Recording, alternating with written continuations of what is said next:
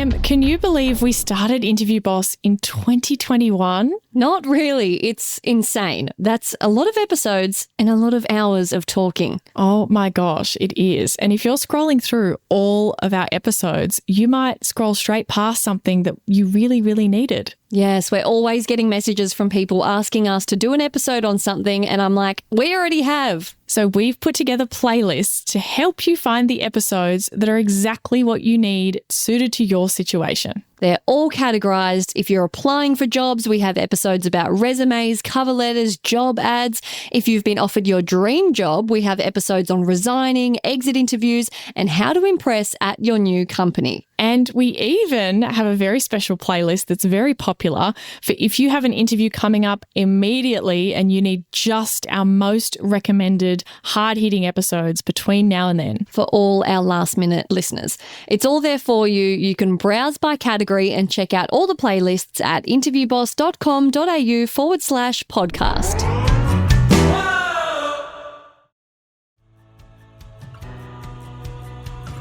I feel like I haven't put much thought into this. I'm not really sure that I know my things that well. Great. Well, this episode is for you. Hey everyone, and welcome back to Interview Boss. My name's Emma. I'm a radio journalist who's teamed up with my sister to give you advice, inspiration, and support when you're looking for a new job. Sarah is a HR and recruitment professional, and together we're excited to give you all the tips, tricks, and behind-the-scenes knowledge to help you in your career.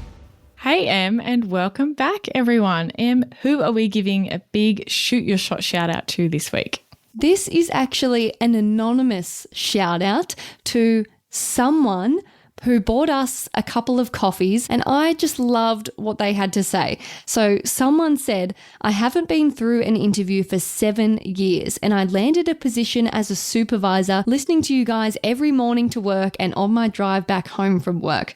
Thank you for creating these podcasts to give me ideas and confidence. I felt like I had to be perfect and say the perfect words to get this position, but you guys said it was okay to make a mistake and be honest and genuine with your answers and stories. Thank you. I feel like that sums up all of what we're about. That is it. You don't have to be a robot. Be yourself. Be a human. You don't need the textbook perfect answer. You just need a real good answer. Not really good, a real, and good answer. A real and good answer. Yes. And this idea that there's this like script to unlock like a magic word, like a spell and a charm that gets you in the job. I think that's what people out there can start to think if they start watching TikToks or whatever that say, here's how to answer this question, and think that there's a script. Be skeptical. Yeah. Your interviewers want to get to know you so that they can work out if you're the right fit for what they're looking for.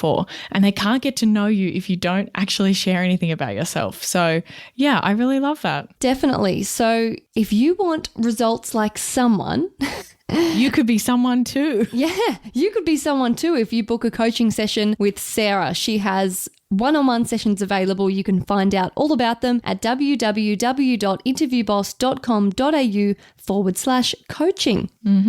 And if you liked one of our episodes, you used one of our tips, or you want to request an episode on your situation, slide into our DMs, our inbox, all our other channels, and maybe we'll do an episode for you. And on that note, what is today's episode all about? Today, this was kind of prompted by a coaching session that I've literally just come out of. I was speaking to a candidate who was going for like a practice manager of like a cosmetic clinic, essentially. And she said she'd done so much reflection on the career that she wanted. She'd gone a different way with what she was doing and talked about, okay, I've worked out that I like working in a team. I don't like working by myself. I really like the chaos actually, because that keeps me motivated and it's a bit of a challenge. And I like being able to change things and have my own space and not be micromanaged by someone. And she'd spent a lot of time doing some personality quizzes, and she'd had some career coaching previously with someone else. And she was very self-aware when she came into that session. We love a self-aware human. Yeah, it was so easy to put together her tell me about yourself and to come up with some of her best bits because she knew what she was trying to target, and the role that she had applied for, that we were prepping for, was so well suited to her because of the reflection that she'd done and getting to know herself. And this has always been something that I've been very aware of. The better you know yourself, the better your whole life, I think, really, but particularly when it comes to applying for jobs, because what I've really witnessed, and I'm interested to know, Em, whether you've experienced this yourself, what I've witnessed is that you can have the same amount of work in two different environments and it be like a lot, like you've got a lot on. In one environment, you are doing work that lights you up, that you enjoy, that comes easily to you, and you don't burn out. In the other environment, you're doing work that goes against your natural strengths, you're out of your depth, or, the colleagues are wrong or something else is wrong and you're completely burnt out by it. So it's not necessarily about the amount of work or the amount of hours or those. The conditions. It is. And if you can make it so that not as much of your work is pushing against your natural tendencies and preferences and things, then I think you can decrease the chances that you'll burn out and increase the chances that you're really happy in a job. But if you can't look back and work out what you like, you're only going to make that mistake again by picking something that sounds good, but it's not right for you. I feel like you are really good at this and know yourself really well in this sense and what you like. Like you always say to me that you've got to work out what's worth it to you, because like you might take on a job that sounds good because it's good money or something, like a side hustle or, but really you dread doing it. So it's never going to be worth the money. Whereas I feel like I haven't put much thought into this. I'm not really sure that I know my things that well. Great. Well, this episode is for you. Like a lot of our episodes, you are our target audience. So this is an episode all about prompting you to get thinking about knowing yourself, because I think there are infinite ways that it can help you. I think this actually links back to the episode we did on burnout and having an X factor. Do you remember those episodes a couple of years ago, Em? Definitely. If you haven't heard those, go back and listen to them. We'll link them below in the show notes. I think this links a lot to that, but we've got some more practical ways for you to get to know yourself. Perfect. So step one, like our lovely candidate that Sarah was just talking about, is self-reflection, baby. Some journaling, some deep thinking, some deep diving. It doesn't have to be journaling. You can just think of your answers to these as we read them out, if you like. Think of them and write them down if you want to go the extra mile. Yeah, if you want to write them down, you can. But if you're like listening in the car or you're like actually at work or whatever. But this could be a self-care session, like, a crystals out type situation. So... Me, the practical, Emma, the spiritual. Yes, spiritual hippie, always. Choose your own adventure. Choose your character. You know how the me's like jig and dance and they're like, choose your fighter. Which fighter? And you've got your crystal attack. Yeah. And I've got my no bullshit slam or something. Wow. So to kick off the self-reflection, how would you rate your role currently out of 100%? Think about that. What's stopping you from being at 100%? And I think with this, it's not like you are performing at 100%. It's like your enjoyment. How much do you like it? Yeah, content levels. Yeah. Yeah. And are there any obstacles in the way of it being 100%? Is this the colleagues? Is this the deadlines? Is it the fact everything has to get approved and you don't have much say? Is it the opposite and that you have all the say and you wish someone would just make a decision for you for once? Like, tell you what to do. Yeah, decision fatigue. Are you coming home and being like, I can't work out what we have for dinner because I'm so exhausted by making all the decisions? That's how parents feel. Just quick shout out to parents. Yeah. I'm not ready for that because I get decision fatigue just about myself, about what treat am I going to get from the cafe today? All right. I want you to now think about a time when you were your happiest at work. Why? And you don't have to think about all the elements of the role, like your perfect job, the one you want to go back to. You don't have to want to go back to it for it to have been the place you were the happiest. It's more about the why though. And for some people, it might actually be a job that they didn't love that much, but they were happiest in their life when they were in that job. I don't know, that could be really interesting to be like, why is that? Because that job gave you more time in your life. And is that because you could switch off after work, like it was a job that you didn't take home with you? Was it because it was like manageable? It wasn't constantly hard? Yeah. Or, well, I've seen people say this before when I'm chatting to them about their career stories and things. Like, what's been your favorite job that you've had? And they often say that it's also the same one that burnt them out and that they whinged about and that they found really challenging. That actually, when they think about it, they were also their happiest there, which I think is kind of interesting. I like this. Sean from our X Factor episode spoke about this. Go back and listen to that if you need a bit of motivation, because often I feel you imagine these jobs where you're burning out to be like the Devil Wears Prada type jobs where you hate it and it sucks the life out of you. But actually, I reckon it's more common to be burnt out in a job you love because you care about it, you want to go above and beyond, and then sometimes it gets too much. But you can definitely be burnt out by jobs that you love. So is that it? Is that why you were sort of unhappy or unfulfilled? Because although you loved it, it was just fatiguing? And then the opposite, when were you at your most unfulfilled at work? And those two jobs could be the same job, but they might be different periods of time. Like I was my happiest when that time when we were in between managers and I was looking after everything. And then I was my most unfulfilled when the new lady started and she took over everything. And you know, like that could be the same thing. Or you were at your most unfulfilled when you had to pick up XYZ duties, or when you were working from home, maybe you didn't like that, or maybe you did like that as the opposite. But think about the why. Don't just rely on, because I had a commute or because I had a bad manager. Why? What was it about them? And how did that make you feel? And how did that lead to you feeling unfulfilled? Is it because you felt you weren't getting anywhere? You didn't have an impact? I don't know, like unpack those things. Unpack it. Put that on a t-shirt. Now, if you could get rid of something from your current job, what would it be? I love this one so much. Would you care to answer this? Yeah, easy. Like I could do this easy. So I'll go first and I'll give you time to think about something. At the moment, we are one person down compared to what we used to be in our team, and I'm handling the HR inbox and it's awful.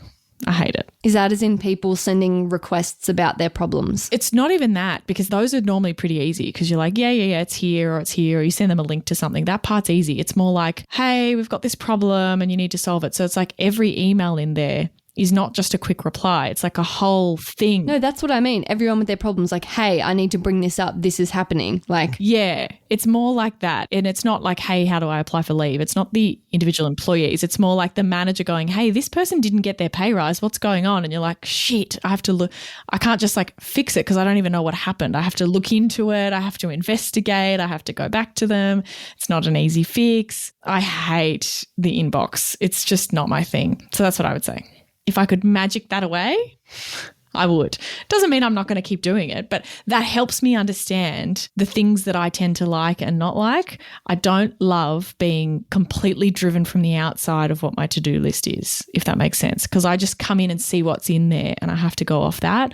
I prefer when I've got at least a little bit of other time to go, okay, what am I going to focus on today? What do I want to get done? What about you?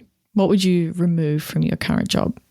I would love if my last bulletin of the day got cut, because I don't like being at work until 6:30 or 7 in winter when it gets dark. I'd prefer to come in a bit earlier and leave a bit earlier. Why is that? Is it because you like to finish the day with doing a few things, and when you have a bulletin late, you kind of have to do all of that beforehand and then you're rushing out the door without doing the final end of day things? No, it's not really work related. It's like life related, as in I just hate the feeling of leaving when it's dark, and I just hate it. Okay, I'm going to make you pick something else about the actual work that you do. What would it be? I can magic something away. It's not that you hate it. Like I said, I'm not going to quit doing the inbox. Like it has to be done, but it's my least favorite.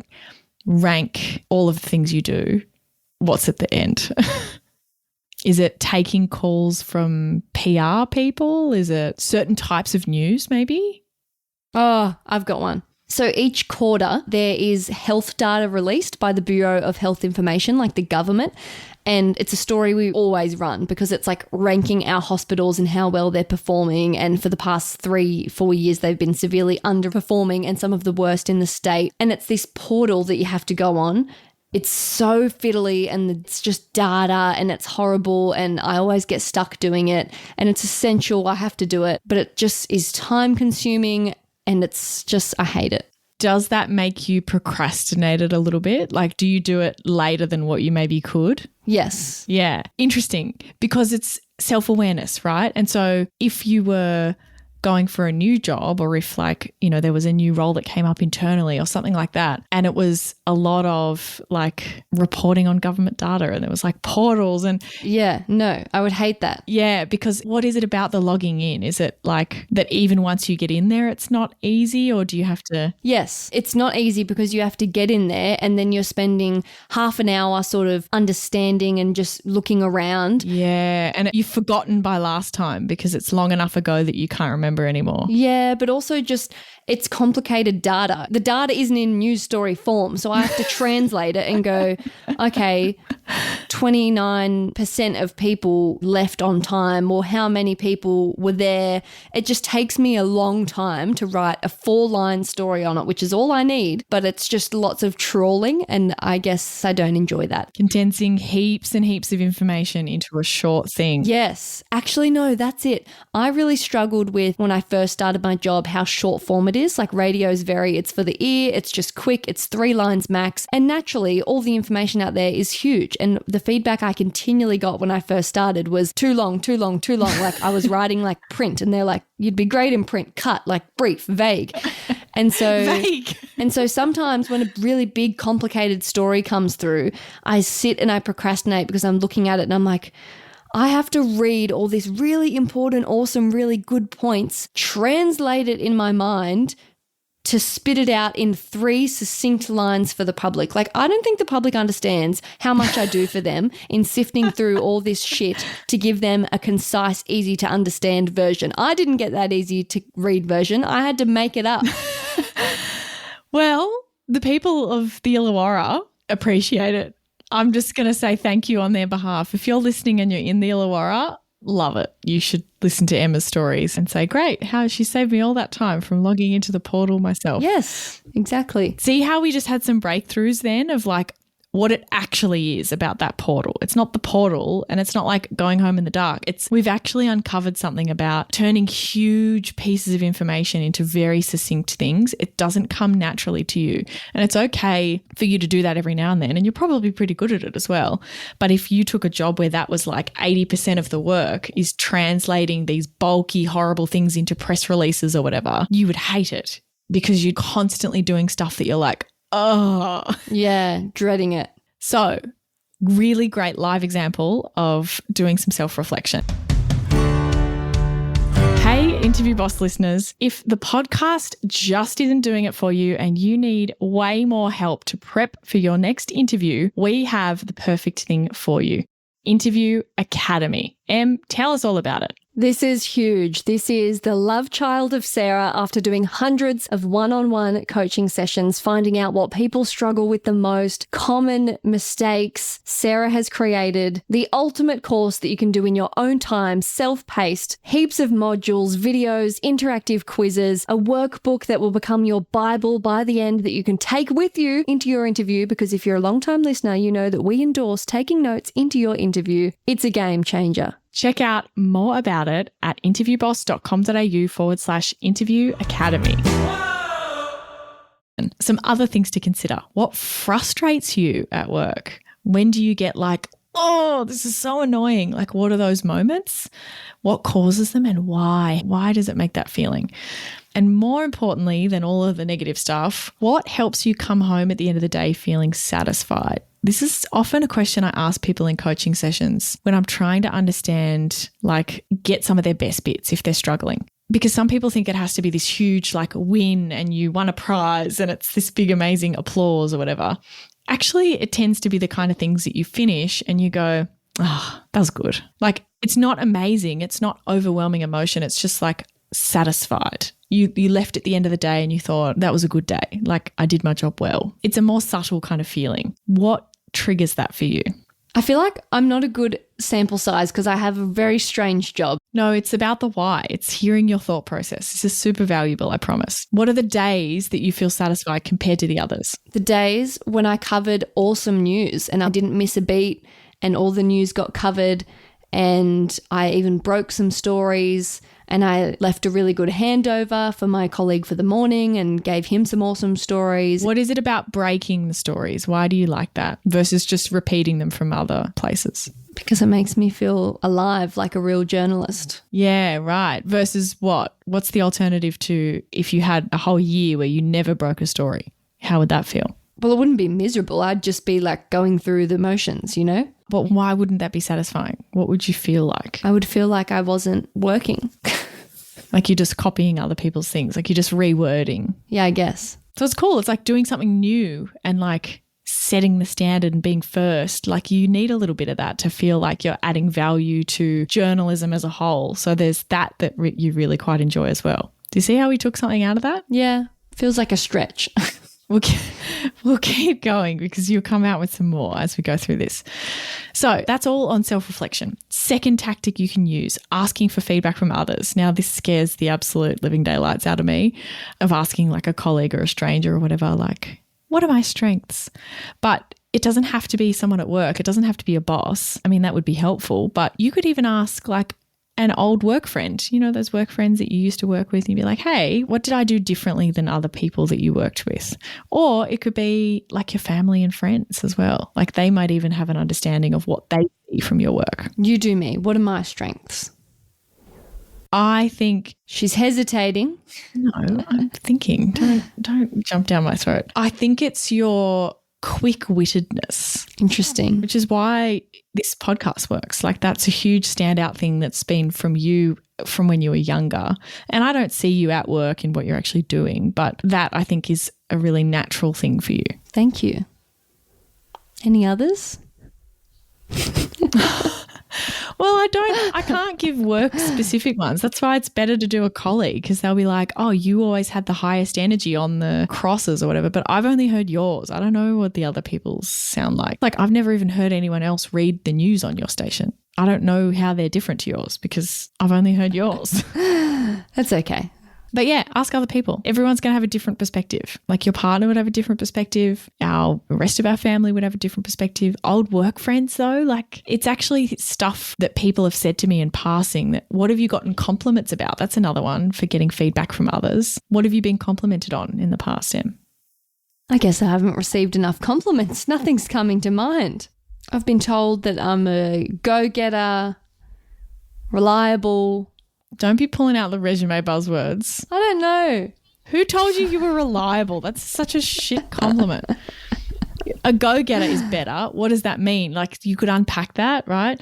I've had people say, wow, like you're just like good with the systems. You know, you really get the most out of every system you use. And I was like, I guess I do. You know, something you just do all the time that you don't realize that's quite unique. That's the kind of stuff that it's helpful to think about here with the feedback from others. Now, we've got two more strategies that are a bit more external and like surveys and stuff that you can do to get you to know yourself better. As a person who did a psych degree, I've done infinite personality surveys, tests, all that kind of stuff.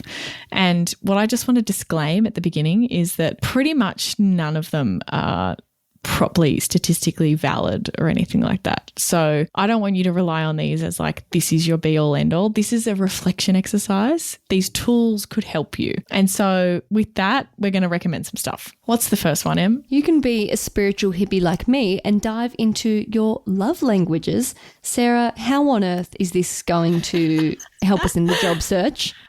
Well, it's all about how you feel appreciated and how you show appreciation. So how you show it might be really interesting for you if you're a manager, but how you feel appreciated is great for understanding how you like to be managed. You know, when people say like, oh, if you've got a question, what's the best way to manage you or whatever? Most people say, oh, just don't micromanage me. I'm like, yeah, that's kind of a given. It's like saying, don't bully me. Well, yeah, okay, taken.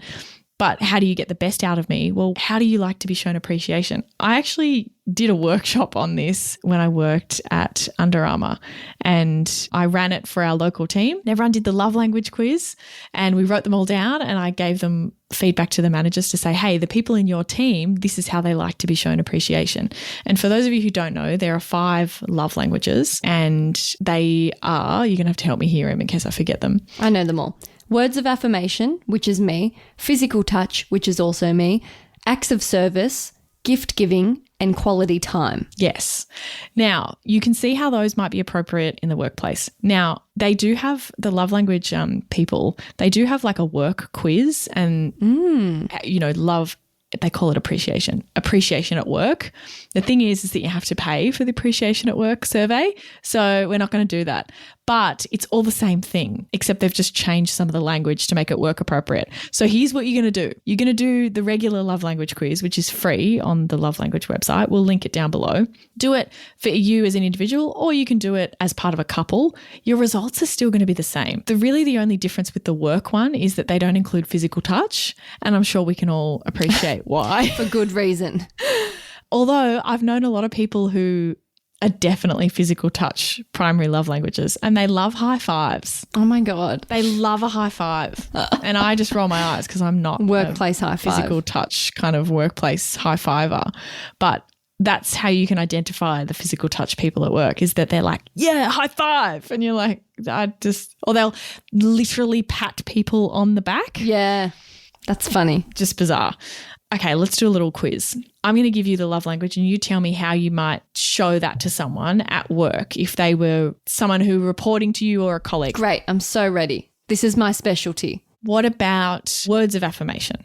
Just tell them, hey, you did so well today. I'm so proud of you. Keep it up. Take it to the next level though. Write a note. Yeah, write a note and copy in an email, send it to like them and copy in the CEO or something and acknowledge what a great job they've done. Words of affirmation in front of someone else, yeah, can be super like awesome. And like it costs you nothing to do that. But if you appreciate words of affirmation, they're the kind of things that you might reflect on and go, oh, I like printed that email out and I always thought back to those words and that person called me XYZ, because you're a words of affirmation person, okay? So that will be helping you to self-reflect on the ways that you felt most appreciated. What about receiving gifts? Put that in a work context for me. Buy them a coffee when you go out, or a desk plant. Or like a little snack, when you go to lunch or whatever, like you bring back a little, cupcake for them or whatever. That's kind of the receiving gifts one. I worked with a girl who I was like, and this is what made me think about love languages at work, is that as soon as I did the love languages quiz outside of work, I was like, oh my God, I work with a gifts person. And I'd never thought, and I was like, oh, I've never given her something. Because she's a gifts person and I'm not. And so every time she went to the supermarket, she'd grab like a little snack that she knew I always bought for myself and sit it on my desk, and did that for other people too. And so I started thinking about it and buying her stuff back, because I was like, oh, she must have felt so she must be lonely, unappreciated from me never buying anything back. What about quality time? Hey, you want to go for lunch today? Let's have a check-in, or just regular meetings, or like regular chats. Making sure that you don't cancel on their one-on-one. Yeah, showing up for that. Right? That's going to be more important to that person. Yeah. Giving them some undivided attention. Maybe like even a team event or something for you to actually spend time outside of work together, where it's like a work drinks or something like that. Obviously not in every context, but yeah, come with me to do this thing, doing stuff together. What about acts of service? I feel like this could be taking something off their to-do list, or like letting them have an early mark, or like a little reward, doing something that makes their life easier. Yeah. Quality time could even be, sorry, now that I think back to that one, that could even be like, go spend some quality time with your loved ones, like you're gifting them that in their personal life. But yeah, acts of service like, hey, can I help with that? Or you're noticing that they're really busy and saying, because acts of service, you don't want to ask them to delegate to you. No, you have to pick something and do it. You have to be like, I'm going to do X, Y, Z to help you, and be proactive with it. Because if you go, hey, how can I help? That's a whole nother thing that they have to think about to delegate something to you. Like, be proactive in, hey, what about if I do the printing so that you can move on to the next step? And you're like, great. Or I'm just trying to think of what kind of task you could jump in. Or what about if I go into the inbox and categorize all these emails so that you can do the next step? Oh, that'd be so helpful. Thank you. And then physical touch. Well, you're going to be really careful with that one, but it's a high five. It's a fist bump. Proceed with caution. Yes. So our next external tool that, again, take it lightly, but could potentially help you is a VIA character strengths test. Yes. Now, I got this from our employee assistance program. They actually recommended this as part of their learning and development thing. And it's the least spammy one that I've come across. So I'm going to recommend it. It's free. They do have paid things that you add on, but I'm pretty sure that there are, I don't know, they just don't seem as spammy as some of the others where you do the whole quiz and then you've got to pay to unlock it at the end. That drives me mad. So with this one, here's a little blurb from their website. Character strengths are the core personality traits that define your unique identity and make you feel authentic, alive, and engaged in life. It sounds pretty good. Your free character strengths profile lists your strengths from highest to lowest, so everyone has the same, they're just in different orders, based on the positive qualities that are strongest in you. Look, again, it's self-reported. This is not the be-all, end-all. If you're low in something on this test, it doesn't really mean anything. It's just going to be helpful to go, yeah, that is in my top 5. That's interesting. How does that show up for me at work? That's what you're getting out of this. So we'll put the link in the show notes below. Go and actually do this quiz. It gives you a report of the 24 character strengths in order, and you can download it as a PDF. It'll try and upsell you to all the paid reports, like how to best approach work given your unique character strengths or whatever. Look, you can do those if you really feel like it, but you do not need to. Just take the free PDF and do the reflecting and the work yourself to think, how could I use these strengths more? Or what kind of job would allow me to use these more? Or what questions can you ask about that job when you're in the interview to work out if it's going to align with you or not? I'm going to have to give it a go. Yeah. And look, that's not sponsored. None of the things that we mention and link are sponsored. It's just genuinely helpful and free. Go and use it. We love genuinely helpful and free stuff like this podcast. And all of our free resources as well. We do love genuinely helpful plus free. Okay, well, that's our episode all about knowing yourself better. I hope that by the end you've got a little bit of insight and you've had at least one little aha moment. Do you think there's been some aha moments out there, Em? I think so. I think there's more to be had. Like I said, I need to have a full ritual, get in the headspace, analyse. I'm not really an off-the-cuff thinker. I need to sit on it, you know? Yeah. It might come to you in your sleep and you wake up and be like, maybe. Thanks so much for listening to Interview Boss. If you like hearing the sound of our voices, hit that follow button in Apple or Spotify, or better yet, tell someone else about the show. That's how we can hit the charts so we can help even more people. For more advice, inspiration, and a supportive community, check us out on Instagram at Interview Boss.